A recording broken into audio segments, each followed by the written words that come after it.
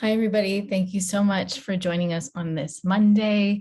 Thank you as well for accommodating the reschedule that we had to do in order to make this webinar happen. As you have heard from our intro video, we are a global group, so managing multiple time zones is never an easy feat. So I want to thank you all for being here today. My name is Uma Mishra Newberry. I am the initiator and the facilitator of the Racial Equity Index. And I want to welcome everyone to our Partners and Investors Collective webinar. This is the first time we're doing a webinar like this. And the reason being is that we are very much wanting to partner with and fundraise for the next stage of the build of the Racial Equity Index. So in this webinar, you're going to learn about our work, but also hear from our peer reviewers about why they support our work, and hopefully it will leave you inspired to not only make a connection with us, but also help us to try to, move the build of this accountability tool that is so sorely overdue and needed in the global development sector, and help us move to that next stage. So on behalf of the entire collective of the Racial Equity Index, I want to welcome you all. And if you're listening to this post-event, thank you for taking the time for watching it. A few things that I want to note before we begin this webinar. This space is a wholly anti-racist space, meaning that we will not tolerate racism or harm of any kind. Any person who violates this will be promptly removed. In the case of any Zoom bombing, I will do my best to ensure that the individual is removed and may move to close the webinar if needed, and will restart the webinar when it is as safe as possible. We will have a question and answer session at the end of the webinar. The Q&A chat function is below if you go to the bottom of your Zoom screens, and if your Zoom screen is a little bit minimized, you can click on the three dots and click on more, and you'll see the Q&A function. Please put your questions there so one, everyone can see them, because it's hard to monitor the entire Zoom chat. And two, we will get to as many questions as we can towards the end of the webinar. Participants, all attendees, can also upvote any questions they like to help increase the chances of that question being answered. Finally, we were not able to, unfortunately, get closed captioning due to a technical glitch, but we also acknowledge the fact that due to having limited capacity, we are not able to offer any translation or sign language support for this event. And then on a last note, please note that the topics that we are discussing today may be triggering or distressing. We encourage you to take some time out and do what you need to look after your mental health. This webinar is being recorded, and it will be uploaded on our YouTube hopefully later this week. If you attended our webinar, not last week, but the week before, on our full data report, you will have noticed that we don't have that recording. We're trying to patch it together because VA technology. So hopefully this one will work, fingers crossed. So without further delay, we're going to get to our session. I am delighted today to be joined by two of our peer reviewers who will be sharing their journey with us as peer reviewers. Both of these peer reviewers have been with the Racial Equity Index from the very beginning. And I'm also delighted to be joined by our collective member, Chantal Hildebrand, who will be going through the survey build process, the methodology, and some of our key findings from our full data report. And that full data report is available on our website. So you can definitely find that, and I'll put that in the chat as Chantal is taking us through the findings. But I would love for you all to introduce yourself. So Fernando, I'm going to start with you. If you could introduce yourself to everybody, please. Good morning. I'm Fernando DePaolis. I live in California. I'm a professor at the Middlebury Institute of International Studies. I'm also the Dean of the Graduate School of International Policy and Management, and my specialization is development economics. Thank you so much, Fernando. Kirthi, I'm going to go over to you. If you could introduce yourself, please. Thank you, Uma. Hi, everyone. Good morning, good evening, good afternoon, depending on where you are. My name is Kirthi, and I'm logging in from Chennai, India. I'm a lawyer, and I work in the peace and conflict studies space with an emphasis on women, peace and security, and feminist foreign policy. Super excited to be here and very eager for what's to unfold. Thank you, Uma. Thank you so much, Kirthi. And finally, Chantal, if you could introduce yourself, please. Hi, everyone. My name is Chantal Hildebrand, and I am a working group member of the Racial Equity Index. I'm sorry, I'm a little bit late. I was having computer issues, but I'm very excited to be here and share out our research with you all. Thank you so much, Chantal. I want to also add that Masana, who is another peer reviewer of ours, was not able to join this live session, but thankfully I was able to pre-record that part of the conversation. And so you'll hear her intro when I play that part of when I play that recording during this webinar. So I want to just quickly, for those of you that missed our awesome intro video, zero budget intro video, I want to just intro the Racial Equity Index for those of you who don't know who we are. The Racial Equity Index was formed by a dedicated group of Black, Indigenous, and people of color from across the globe who wanted to explore the lack of and need for a racial equity index within the global development sector. As we said in our intro video, there are many gender equality indexes that measure gender equality in the sector. None of them up until this point have focused on racial equity. And what we have also noted within our landscaping analysis when we first started as a racial equity index collective was that many racial equity initiatives within the global development sector were not being led by those directly impacted by racial violence within global development. And so as the first BIPOC-led collective, we feel that it's really important to really highlight the fact that this entire body of work is being led by the very people that the immense amount of racial violence in global development impacts. So since July 2020, we have been and currently all are volunteers, and this event that you're participating in and the report that Chantal will take us through, our full data analysis that Chantal will take us through, and the peer reviews that Fernando and Kirthi and their process, they will both share with us.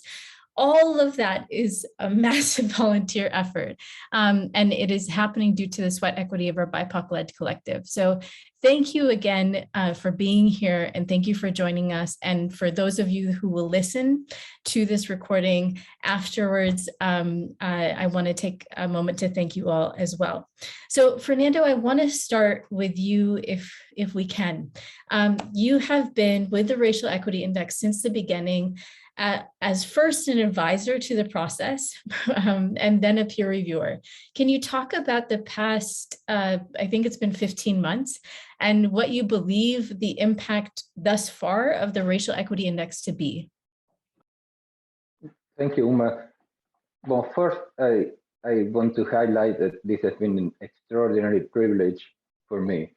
They have sort of, toward the end of my professional career, became an act of acknowledging in a very rational way feelings that I had for 25 or 30 years that I've been working on this, many times thinking, who really am I to tell people what they should do in terms of development? And with that, cognitive dissonance, trying to understand who the beneficiaries of development policy were. I really didn't pay much attention to the practitioners of development, and thinking that most people were just like me, living in a nice little place in coastal California, writing papers. And then one day I said, like, you know what? I really cannot do this anymore. This is not what I should be doing. So this particular project has been tremendously challenging for me to understand the real dimensions of the exposure to discrimination that most professionals in development have experienced, and acknowledging that the beneficiaries of development have also been exposed to the same type of neo-colonial and discriminatory practices from developed countries. So that is sort of a little piece of the personal part of the journey. Now, professionally, I think that we have made a tremendous impact because we have organized the ideas, concepts, and definitions and created a set of axes along which we will continue to work and transform the sector to be more effective to the beneficiaries of our work, but also to the people that work within the sector. But they say, well, but of course, the people always knew what these things were. I said, no, they didn't. They've never been a clear definition, a clear set of parameters to discuss how international development and global development policy and practices are actually designed, deployed, evaluated, and experienced by all participants. The fact that we have a very complex set of definitions, it have created a new way of discussing these topics and organize all those thoughts and experiences, some quite traumatic actually, but now we have created that space that didn't exist before. So this is truly a new way of discussing and hopefully transforming for the better the whole of the sector on all its parts. You know, how policymakers design their approach to development support and aid and investment. Also, how organizations craft their internal and external work, and how people can get to experience a new version of global development. So this is difficult. Probably that's why it hasn't been done before. But it's not only that it's difficult, that it takes abandoning pretty much everything that we knew about development since the 1960s to engage in a completely different path. And I think that that is the true contribution. This is not really about the reports, although the reports have been terrific. But the thing is how we talk about these things and what things we have decided to talk about. And by that, we have inserted a complete, comprehensive, and forward-looking agenda in the policy process. And agenda setting is the absolute first step. So hopefully, if we keep pushing in this direction, the agenda that we have created, that you guys have created, I've been looking from outside, just helping whatever way I can. But the true value of the Racial Equity Index is setting the agenda for the discussion and the understanding of how the sector works and what areas, which are pretty much all of them, need to be transformed. Thank you so much, Fernando. You alluded to this next question in what you just said, but as a dean, and especially from an academic perspective, as a dean of the Graduate School of International Policy and Management, you have a direct hand in educating the future development workers that will come into the sector and that will participate in a lot of ways upholding these same very violent systems that we are now engaged in. Can you speak to the importance of the Racial Equity Index from your perspective as an academic in the global development landscape, but also in terms of how you see this potentially impacting future conversations?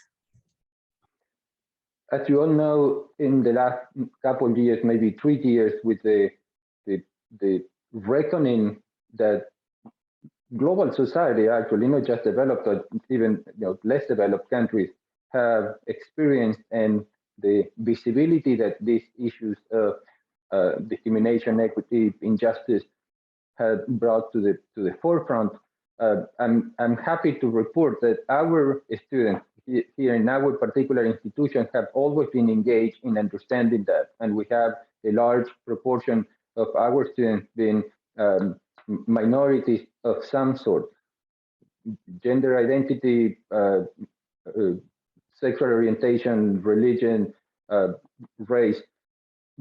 But I think that that is also permeating to all institutions of higher education, especially professional programs. You really cannot create a next generation of development practitioners if you don't force them, sometimes quite painfully, to confront the discriminatory, unjust past of the profession. And we proud ourselves to producing a large number of very influential development professionals. So actually, although I'm not teaching as much as I used to because of my administrative responsibilities now, every time that I have the opportunity to be guest lecturing or making presentations in conferences, I brought up the issue that, you know what, we really cannot keep practicing global development or international development the way we had, because now we are much more aware of what all the deficiencies are and all the harm that we have created along the way, although we all thought that we were just doing good things, and we weren't. We were doing a lot of damage. We were leaving very large proportions of the population that needed our contributions outside the game that donors especially have been playing since the middle of last century. So the influence that academic institutions could, and I'm sure will have, will be supported by the work that you guys have been doing and will continue to do. So this is one of the many spheres where the manifestation of the impact of the index will be felt. And I think it will be very significant because by influencing the way that academic institutions set up their curriculum and their posture regarding professional practice will actually multiply and have an amplifying effect when our young professionals start practicing global development differently. Thank you so much, Fernando, for sharing your insights and also for being along with us on this journey from the very beginning. I want to move to Chantal. And Chantal, you have been really leading the work stream on our survey group and the global mapping survey and the results. And so I would love to ask you to take us through the key findings of the full data report that we just released at the beginning of this month. So, you know, as we said, you know, the whole purpose of creating the global mapping survey was to understand the different ways in which racism shows up in global development organizations, and also in the whole entire sector based on the experiences of the people who work there, volunteer, and participate in the sector. And as a first step to creating the Racial Equity Index, we decided to reach out to organizations and individuals working in the global development sector to identify key indicators that should be included in the Racial Equity Index. And you know, this work of collective building of the index means that we are seeking responses from those most impacted and affected by systemic racism. For the purposes of the global mapping survey, the Racial Equity Index identified a selection of 11 indicators and accompanying definitions, which were related to how organizations in this sector operate internally and externally. And these indicators and the definitions, the accompanying definitions that we created, were peer reviewed within our collective and our external body of peer reviewers. Fernando, who's one of our peer reviewers, was able to look through these. The global mapping survey resulted in 791 responses in 10 languages from 83 countries. The demographic data highlights the countries where the global mapping survey received the top responses, and the top responses by number of years working in the sector, as well as how individual self-selected gender and racial identities corresponded across the most ranked indicators.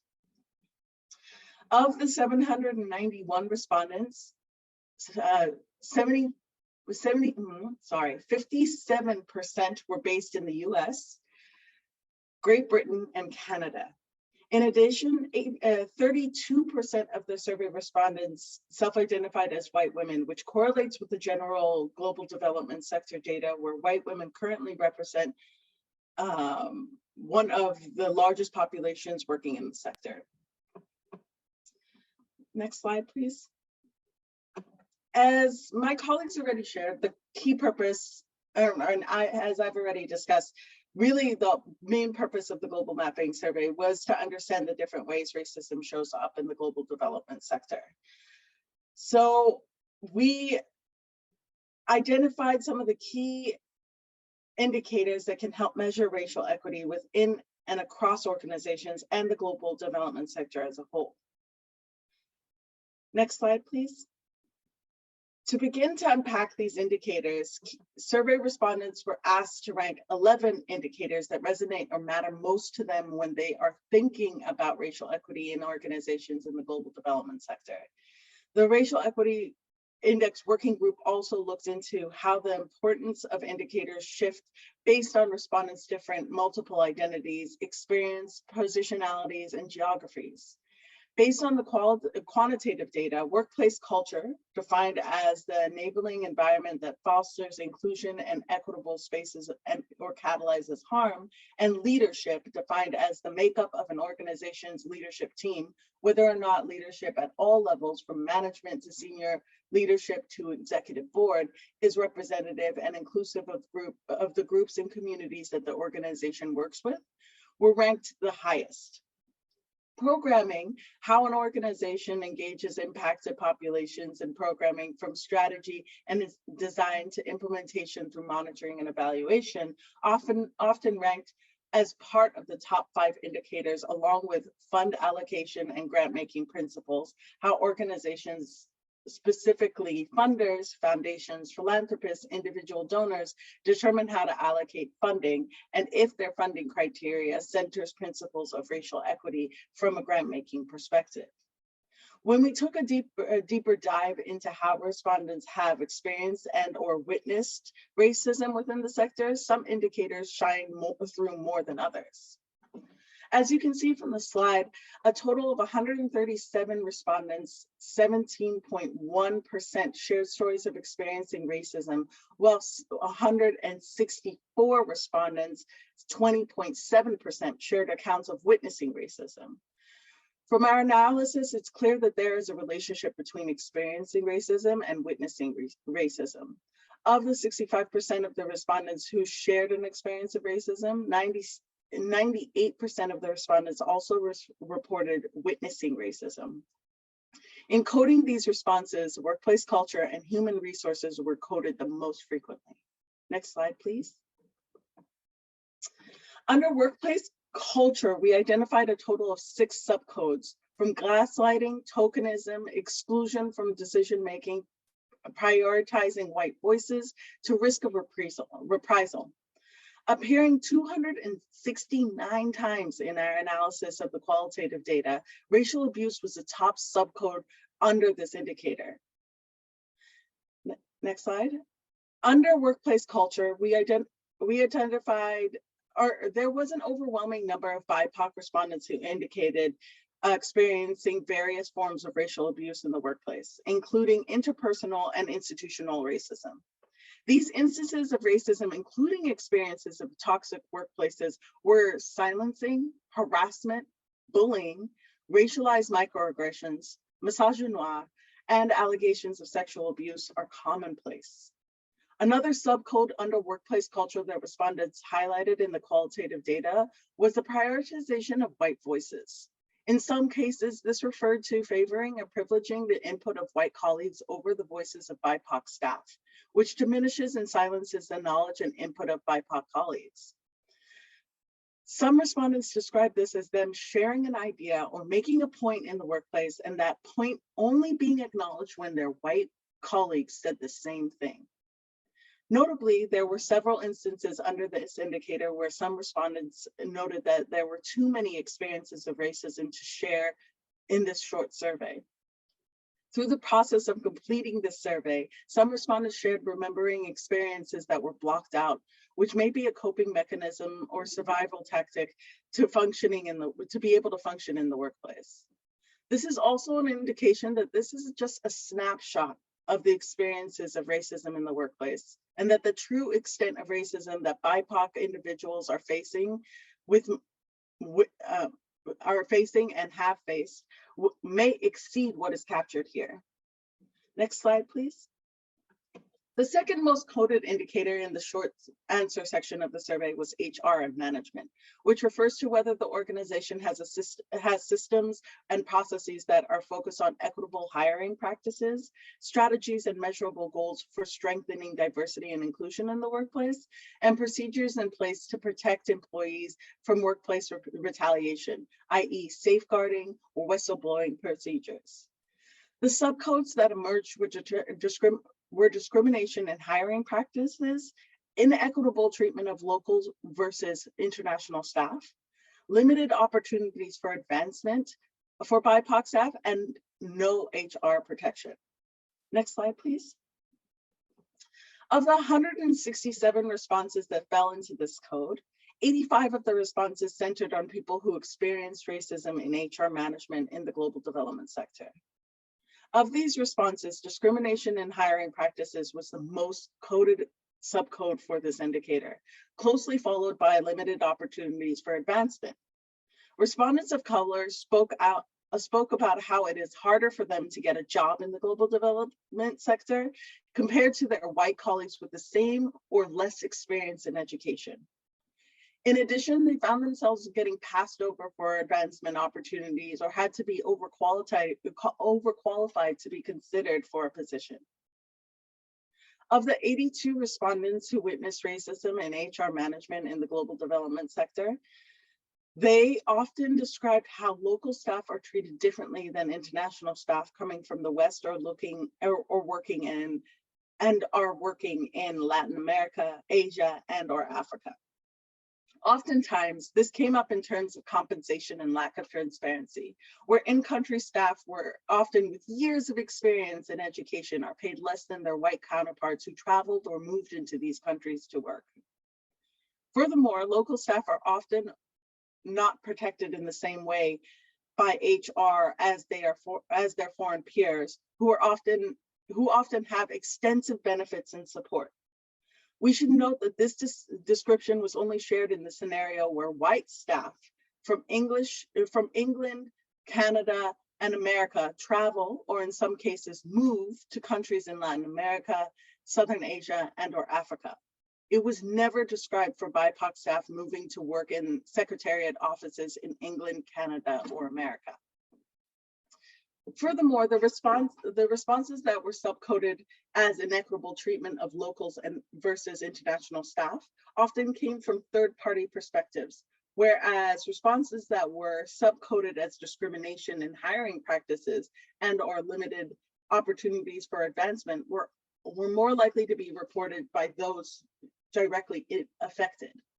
This may be the case because inequitable treatment of local and versus international staff is more visible and can be witnessed by other parties, while discrimination in hiring practices and/or limited opportunities for advancement are often experienced between a few people, the applicant and employee, HR management, and leadership, and may not be visible to a larger organization. A number of respondents also mentioned that how complaints to HR management about discrimination and racism were often disregarded or pushed aside rather than addressed. So there is little room for recourse for employees who experience discrimination. Next slide, please.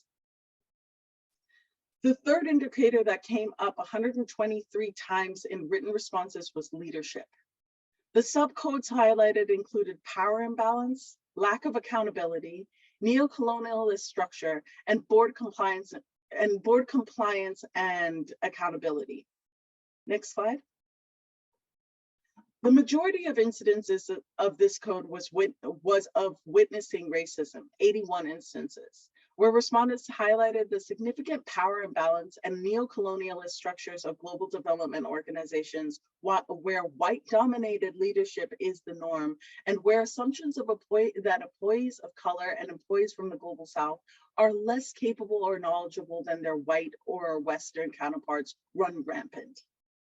Many respondents detailed individuals in their leadership positions using their power to appoint unqualified white people from the global North over qualified BIPOC people or local staff. Other respondents highlighted the lack of accountability when it comes to racism in the workplace, where HR and leadership often push aside accusations of racism, gaslighting, and often pushing out those who accuse them of discrimination and racist actions. The Global Mapping Survey data results demonstrate how deep-seated racism is in the global development sector and how it shows up in multiple ways throughout multiple organizations and spaces from structure, culture, programming, and communications. This is just the first step to building the Racial Equity Index. And the Racial Equity Index Working Group will be delving more into each of these 11 indicators and more in our next phase to build this index. However, the snapshot demonstrates how dire the need is for the global development sector to be held accountable for racial discrimination and racism. Thanks. Thank you so much, Chantal. I know for everyone that is attending and that will listen, if this is the first time that you are hearing about this full data report, it is a lot of information. Our data report is over 70 pages. And what Chantal has just shared is a brief snapshot of some of our key findings. I will put the link in the Zoom chat in a little bit if you want to check out our full data report. But thank you so much, Chantal, for taking everybody through the data. Kirthi, first of all, thank you for joining us, especially when it's very late your time. I appreciate it. You have been with us since the very beginning, but you've also worked in the global development space for a long time and founded and now run the Gender Security Project, one of the few women, peace, and security centers in the Global South that works at the cusp of gender security and peace and conflict through research, reporting, and documentation. Can you speak to how the work of the Racial Equity Index impacts you personally? Well, thank you so much, Uma. I just want to preface anything I share with two things. One, we have extreme weather conditions here in Chennai. We're in the midst of a cyclonic storm. So if I drop off, I ask you for my forgiveness. It's just the connectivity being amiss. And the second thing is I will be sharing personal incidents that I have faced that have been manifest forms of racism. So it's just a content warning. If you feel comfortable stepping away until I finish, please prioritize your immediate needs. Uma, thank you so much for the question and for the space you hold so gently to receive this information. I complete 11 years of working in the development sector on the 1st of December. And I can't tell you the number of times I have faced racism. In fact, it outdoes the number of times I haven't faced racism. Everything from the fact that I speak English in an accent that isn't typical to my country, Indian, to the color of my skin has been the basis of analysis, has been the basis of scrutiny, and even the basis of determining my salary. My starting salary in the workplace was a 10th of what my colleague from the United States of America earned, despite the fact that we were putting in the same work, and I was staying up nightly hours to be able to put in that work. This continues in so many insidious, silent ways and so many overt and open ways as well. I have been targeted for my identity as an upwardly mobile, English-speaking Indian woman simply because of the color of my skin, for having a viewpoint and for questioning people in positions of power in organizations. And the biggest cost and price I've paid for that is losing jobs, oftentimes not being able to get back into the sector several months at a time because people have had words to say about me as being a problematic woman. Now, the work of the Racial Equity Index for me is powerful currency to ground my arguments, to ground my questions to the system, to push structural violence back, and to question everything that has been considered normal about the privilege of race. Most recently, about 3 months ago, a similar incident happened. 2 different organizations wanted me to work because I was from India at a certain rate, because that amounted to cheap labor for them and helped them to actually keep it at low cost.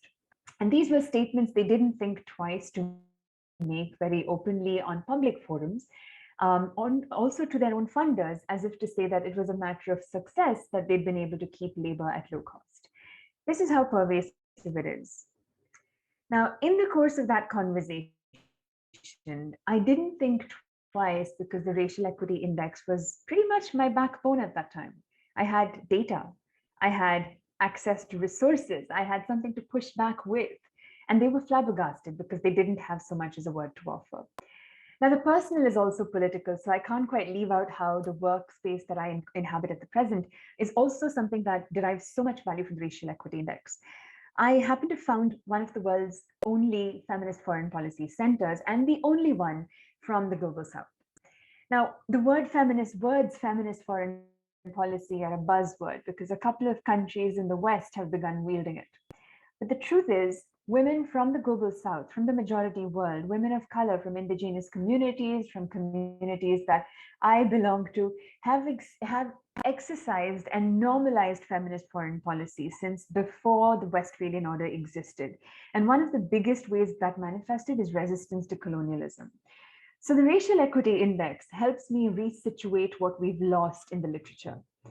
Feminist foreign policy in the majority world has been done, not documented. And we live it, we do it. This conversation is feminist foreign policy at work, even if others may not accept it because it's not within the confines of the state. But the fact that we haven't documented it so far has meant that colonialism has found a new playground. And I'm not happy with that. So the Racial Equity Index has helped me significantly in resituating that conversation. What kind of work are we doing? What kind of legacies are we leaving? What kind of spaces are we occupying? And where does race fit into that? These powerful questions have found so much value and credence in the answers that the Equity Index has lent me. So thank you for all the work that you've put in to make this possible. Thank you so much, Kirthi. I'm still unpacking so much of what you just said, and nodding my head to especially the feminist foreign policy angle of your analysis. As you know, so much of our work is focused on holding this global development sector accountable, yet many in the global north fail to see, and we've heard this many times, they fail to see the significance or the impact of the immense lack of racial equity and racial justice on global South organizations. Many in the US still considered to still think that the US is some sort of island and its impacts do not impact the rest of the world, especially for global development organizations. So I would like to ask, how have you seen the work of Racial Equity Index translate across this narrative of global North to global South? And what do you believe the impact of the Racial Equity Index could be globally? Well, thank you so much for that, Uma. I want to start by saying that one of the roles I play in my everyday professional life is that of a peace educator. And I work with everyone from 5-year-olds all the way up to diplomats in different capacities. The Racial Equity Index has been a powerful tool for conversation in these spaces, where we present to people the idea of just measuring the impact of racial inequity, measuring the extent to which it is normalized and the way it is sort of entrenched in the systems and structures that we occupy and that we've considered as acceptable because it's handed down to us. What I've seen as a really powerful aha moment in the work, whether that's in my classroom of 5-year-olds from different countries or in my classrooms filled with diplomats and political leaders in the making, is the depth to which this holds a mirror to them. They may be individuals in their everyday lives, their context may not be political, or their context may be intensely political, where they're in charge of decisions for their countries. Now, what the index calls on them to do is to have a deep moment of reflection within. We're talking about a society, we're talking about a country, and it's very easy to other the system from yourself. But what the index does is to invite you to reflect on where you are in that system, and whether you're from the global North or the global South, wherever you lie in terms of the professional spaces, you're either part of the problem or you're striving to be part of the solution. If you're part of the problem, the index is an invitation for you to shift gears. And if you're trying to be part of the solution, the index is a map that gives you a place to start from. I see the index as a powerful tool of transformation. I see myself as a perennial student of peace education, and I would say that it's a powerful way to subvert what we know and normalize as both structural and cultural violence. We've come a very long way with colonialism having been so deeply entrenched in our societies that even something as statehood, as basic as statehood, is so deeply westernized and so fundamentally Eurocentric in the way it's formed. The Westphalian state order that we exist in today came up in 1684. And the fact that we're not really revising the way we're doing governance, the way we're building systems. My country has a governance system that the British left behind. My criminal legislation in my country goes back to 1860, archaic to say the least. And this isn't the experience of India alone. It goes across the board to several countries that still hold the imprints and traumas of colonialism.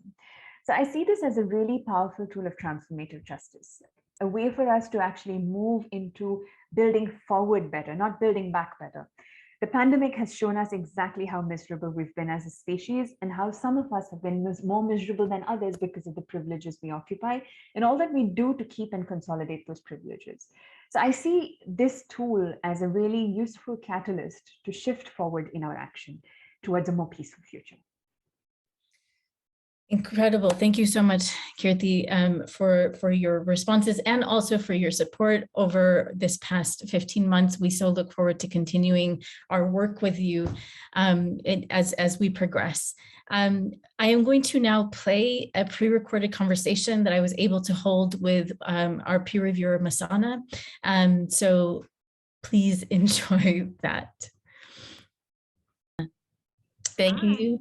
Thank you so much for taking the time to pre-record this part of the conversation for our Partners and Investors Collective. You are a peer reviewer for the Racial Equity Index, and you've been part of this process and our journey since the very beginning. And I have been personally just honored to be able to work with you on other amazing projects throughout our time in the global development sector. I would love for you to introduce yourself to our audience and to those who listen to this webinar afterwards as well. Okay, fantastic. So should I introduce myself now? All right, great. My name is Masana Mulaudzi. As Uma mentioned, I've been a peer reviewer on the Racial Equity Index since its inception. I'm based in Johannesburg, South Africa. My background is actually as an economist working for the transformation of the political economy for greater focus and emphasis on justice. And part of my other hat is as the programs director for Sonke Gender Justice, which works to fight patriarchy across the continent, and as a senior fellow at the London School of Economics, AFC Atlantic Fellowship Program. Amazing. Thank you so much, Masana. I would like to ask you two questions as part of this conversation. And with you having witnessed the work of the Racial Equity Index in the past, let's say 18 months, it's been a long stretch, but also seeing our progress through the research process and the data collection process and mining process. We're here today to literally drum up support because we need capital, we need investment going into this next phase of the build of the index, which is the focus groups, but also support for the people, the BIPOC collective that's doing this work currently as volunteers. I would love for you to talk about, especially from your perspective, how power is linked to race equity and money, and the links that you see with those elements, but also from the global development perspective. Yeah, thanks, Uma. And I think this is a question that a lot of us have grappled with. The conversations around race and racial justice themselves are born within the heart and the commitment to decolonization and the struggle for independence of the global South and of BIPOC bodies across the world, right? What does it mean to be fully human within this global political economy? The fallacy that we're confronted with, right, is the belief that the racial injustice and the racial violence that takes place in the global North amongst minority populations is removed from the racial discrimination or the socioeconomic struggles that we find taking place within the global South predominantly. I mean, across these two spheres themselves, the outcome of extraction and conquer and colonization tend to take on very similar shapes. stereotypes, right? So for what are minority populations in global North communities with high levels of incarceration, high levels of socioeconomic injustice or inequality, low level of access to services, low levels of wealth accumulation and wealth redistribution, and even sort of the quality of livelihoods. Those are the very same challenges that face predominantly BIPOC communities in the global South across the world. The common denominator here is extractivism and neoliberal extractivism. And when we look at the creation of philanthropy globally, that we know that it's the outcome of wealth accumulation and the ability to accumulate wealth and reproduce wealth. And then, of course, create agendas for development and social justice, which are then left to predominantly or primarily global South populations to implement. For me, the opportunity of working with the Racial Equity Index is really about investigating at the heart of that implementation. What are the textures of humanity? What are the ways in which people are silenced, in which people are invited to the table? What does that invitation look like? You know, what are the opportunities for changing power and discourse? There is no sort of distinction between I would say, and maybe it's an assumption, between a worker within an international development body and a community in which they're implementing. I mean, quite often for a number of us, and I speak for myself, my activism has been born out of the struggle against a racist government, you know, and the ways in which racism continues to be felt not just in human interactions, but also in policies and practice, in the ways in which the economy is designed, in the ways in which, you know, when we talk about economic development, we talk about cleaning up the neighborhood, you know, and the references to migration and who those migrants are, right? And our xenophobia, who embodies that? And it's always people of color and predominantly people of Black African descent. And so for me, I imagine that this radical investigation, this radical undoing of our ways of working is an opportunity for philanthropists to put their money where their mouths are, right? You can't imagine a radical transformation of your organization, right? And your way of working through a Jesse advisor, one person in an institution developing a diversity and inclusion plan. What is needed is greater coordination in the sector, a standardized set of questions that allow us to interrogate power and how we make decisions on where resources go. So I really encourage everyone in the audience to tap into that energy and back it up. Thank you so much, Masana, for that. There's so much to unpack always in what you say. I mean, we could literally, you know, do an analysis of all of the different layers of power that you just covered in that. My next question, I want to go deeper in this aspect of power, specifically within global development and aid flows. You know, we talk a lot about the fact that global development has itself been built upon reifying and upholding colonialism, and now reifying neocolonialism. But there, you know, there's a lot of talk, and we've seen this since July 2020, of a systems change. But we know as a BIPOC collective that you cannot reform a system that has been built and entrenched in this way. And so what we are calling for is accountability.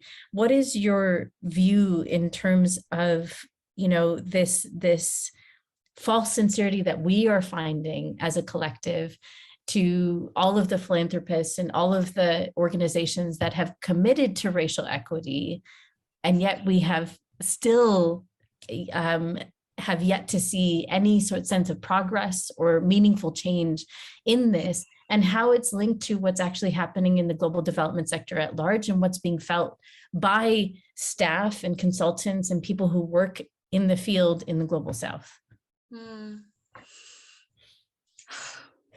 So I think the disconnect is tangible and quite dangerous. You know, I want to start off by saying that I recognize and celebrate the commitments. You know, the commitment to resourcing Black feminists and feminist movements, the commitment to feminist foreign policy, the doing away of the gag rule, right? I think that across the world, at least over the past year, and especially in this year where we've looked back at generation equality, and we've identified as feminists working in solidarity, particularly with Black feminists, that we actually do want to see a transformation of resources, right? And a radical undoing of notions of charity, right? And for me, the distinction between charity and partnership is, who is setting the agenda? Who is determining the criteria of success and what is needed? And I think we still have a long way to go, when we look at the figures, that 1% of gender-related funding goes to Global South women-led organizations. You can imagine how much fewer of those go to BIPOC-led organizations, and fewer still to BIPOC-led community organizations, and even fewer still of that 1% to BIPOC-led movements, feminist movements. And so here is the Racial Equity Index, right, which is really born out of a movement. It's born out of solidarity and a deep commitment to feminist investigations of power. Would it not be wonderful as a philanthropist to take this opportunity to listen to what is emerging in the data, and to look at, when we talk about commitment to resourcing BIPOC-led movements, to look at that commitment and look at what's emerging and say, well, actually, I don't think we have a sense of what the agenda is. We don't know what needs to be done. But here is a collective, an organic collective across the world, right?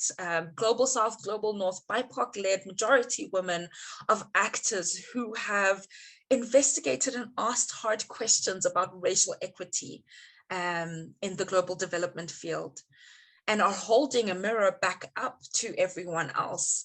Would you not then stop and engage and resource that process, so that as you're implementing a racial equity policy or racial equity programming going forward, you have done so mindful of these considerations?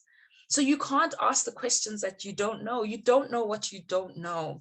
And this for me is the real sense of humility and recognition of expertise and knowledge that is not just born out of the intellectual intelligence of this group, right?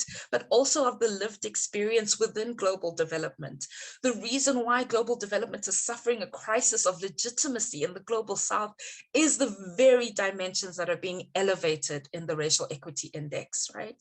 And when we talk about change, humility, looking at the causes for legitimacy and trust are a critical part of that. And that's why I say, put your money where your mouth is, put it into action, listen, ask questions, resource it, and then change based on knowledge and information, not from your survey of your team in isolation, but from a global survey that can really radically change our way of working. Thank you so much, Masana, as always, for speaking the truth that is so sorely needed to be heard across the sector. I know I speak on behalf of the collective for your, for thanking you for your continued commitment as a peer reviewer and a friend to the Racial Equity Index. We always look forward to every ounce of feedback that you have for us, and we are so honored that you're continuing to be part of this process. So thank you so much for your support. Thank you, Uma, and it's an honor to serve this team.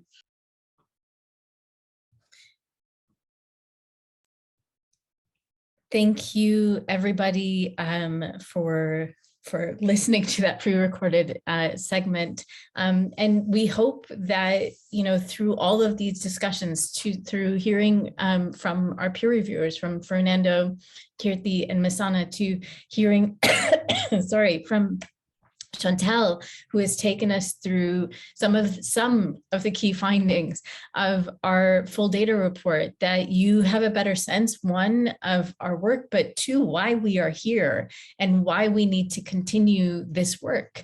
I want to just quickly, if I may, end on taking you all through where we are headed next so that you may understand where we are in our journey. And now my technology is now faltering, so bear with me for a second so I can share this with you. So we are, as you can see, we are nearing the third kind of stage of the build of this index, which is the focus group stage. We have just completed all of the data mining. We've completed the global mapping survey, which took place in January of this year. And now we are moving to focus groups. So basically what we're doing is taking all of the feedback, all of the data that came from the qualitative and quantitative analysis of the global mapping survey, and moving them into the focus group discussions, which will allow us to further explore the details of the indicators more deeply and explore our survey data and help build the foundation of the Racial Equity Index tool.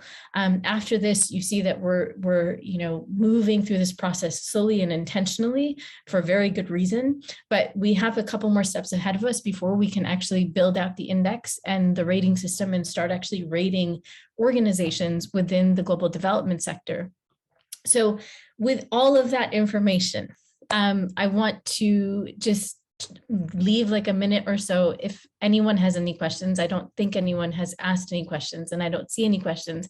And I will leave you with this then little bit of information, which is you can find us at www.racialequityindex.org, on Twitter, on LinkedIn. You can also email us, theracialequityindex@gmail.com. I want to very much take a minute to thank Fernando, Kirthi, Masana, Ada, Angela, Gail, all of our peer reviewers. I think I didn't miss anybody, for your incredible support. I know I speak on behalf of the entire collective when we say thank you for your knowledge, for your critical assessment of our work always, and for your consistent support throughout this process.